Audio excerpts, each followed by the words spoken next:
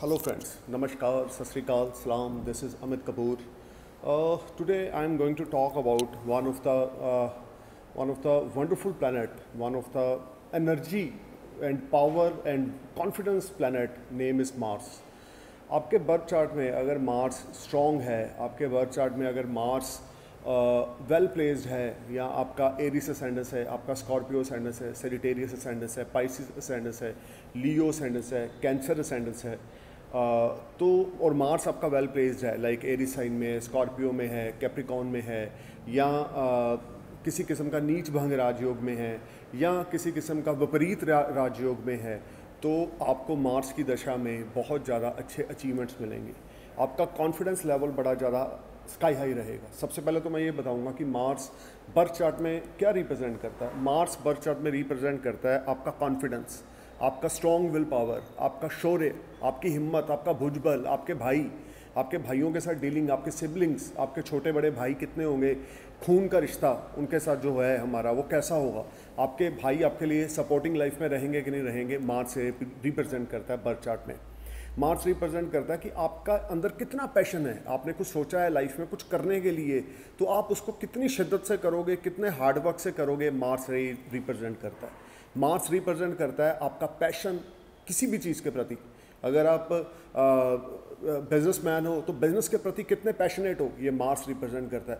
अगर आप जॉब में हो तो जॉब के प्रति कितने पैशनेट हो, ये मार्स रिप्रेजेंट करता है। या हर एक फील्ड में आप कितनी शिद्दत से, कितने हार्डवर्क से काम करते हो, ये मार्स की पोजीशन आपके बर्थ चार्ट में बताती है। मार्स एग्जाल्टेड वालों की पर्सन की जो पर्सनैलिटी होती है वो बड़ी गजब की होती है। They are looking very handsome, they are very tall looking handsome, यानी उनके मसल्स होंगे, जिम के वो बड़े शौकीन होंगे, या अपनी बॉडी की ओर बहुत ज़्यादा ध्यान देंगे, बिकॉज उनका जो मार्स है वो स्ट्रॉन्ग है बर्थ चार्ट में। मैं आपको ये बताऊँगा कि मार्स जो है बर्थ चार्ट में बहुत बड़ा रोल अदा करता है। अगर हम काल पुरुष की कुंडली देखें तो उसमें फर्स्ट लॉर्ड और एट्थ लॉर्ड जो है वो मार्स बनता है, और बहुत बड़ी ट्रांसफॉर्मेशन भी लाइफ में, खास करके जिनका स्कॉर्पियो असेंडेंस है उनकी लाइफ में आती है, क्योंकि काल पुरुष की कुंडली का जो 8वां घर है वो एक ट्रांसफॉर्मेशन का घर है। तो आप ये समझ के चलें, मार्स ग्रहों में सेनापति है, यानी कि सूर्य के प्रताप के बाद अगर किसी का तेज है या प्रताप है, या किसी के अंदर कॉन्फिडेंस है या विल पावर है आफ्टर सन, तो दैट इज़ मार्स। तो आप ये समझ के चलें, if you have a strong Mars in your birth chart, you have a Aries ascendance, Cancer ascendance, you have a Leo ascendance, you have a Scorpio ascendance, Sagittarius or Pisces ascendance, if you have, and you have a well placement of Mars in 10 number Capricorn sign, in Aries sign, and in you can say Scorpio sign, believe me, you will be sky high, you will be top, and you will be have a great confidence in your life. You're very passionate about your profession, you're very passionate about your job and business. You may become, you may join any type of defense. You may serve our country, and you may go to IPS job or any type of defense line like Army and Navy. You may join if you have a strong Mars. Those native who have a good Mars in Kendra, in first house, fourth house, 7th house, 10th house, they always be a part of any type of social service or defense. I seen a lot of birth chart. People have Mars in 10th house, they become very good successful businessman, and they if they are in job, they become a very good you can say defense or defense में कोई inspector है, IPS है, कोई फौज में है और अपने देश की रक्षा कर रहा है, कोई बहुत अच्छा डॉक्टर है, कोई सिविल सर्जन है, कोई अगर मार्स के साथ केतु का कंजक्शन हो रहा है आपके बर्थ चार्ट में, क्योंकि जो केतु है वो एक तरह से मंगल की पूंछ है, अगर मार्स के साथ केतु का कंजक्शन हो रहा है आपके केंद्र में, तो भी आपका जो विल पावर होगा बड़ा स्ट्रांग होगा और आप लाइफ में कुछ हटके करेंगे। लेकिन आपका जो गुस्सा होगा, क्योंकि मार्स अग्रेशन को भी रिप्रेजेंट करता है, वो बहुत हाई होगा। आप हमेशा गुस्से में रहेंगे, बहुत ज़्यादा नेगेटिव थॉट्स आपके अंदर रहेंगी, कभी कभी मतलब कि गुस्से की वजह से आप अपने रिश्तों को खुद ही ख़राब कर देंगे, क्योंकि मार्स हमारे ब्लड को रिप्रेजेंट करता है हमारी बॉडी में।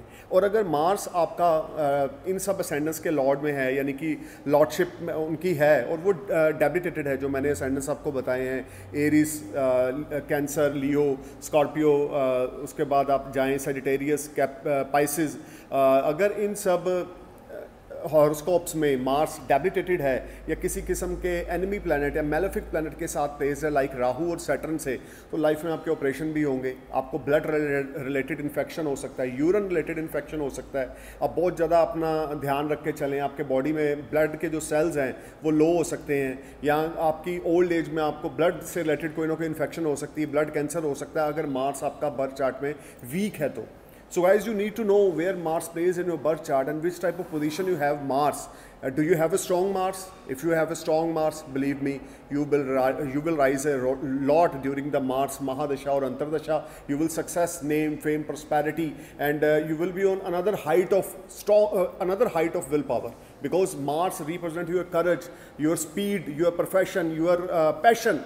And everything that is linked with Mars, जो भी आपका ताकत है, हिम्मत है, शौर्य है, ये सब मार्स के अंदर आता है। और if you have a strong Mars, आप समझ के चलें कि आप एक मजबूत चट्टान है कि तूफान आएगा, आपसे टकराएगा और वापस चला जाएगा, लेकिन आपको हिला नहीं पाएगा। If you have a strong Mars in your birth chart. और अगर आपका मार्स यहीं पे डेबिलिटेटेड है या वेल प्लेस्ड नहीं है, तो तूफान आएगा, आपको उड़ा के साथ में ले जाएगा। तो अब आपने देखना है कि आपने तूफान के साथ उड़ना है या मजबूत चट्टान बन के खड़े होना है। उसके लिए आप अपने नियरेस्ट एस्ट्रोलॉजर से अपना बर्थ चार्ट जरूर एनालाइज करवाएं और उनसे पूछें कि which type of Mars placement in your birth chart. He will guide you, he will counselling with you, और वो आपको बताएंगे कि yes this is a placement of the Mars in birth chart, आप ये लाइफ में करो और ये ना करो।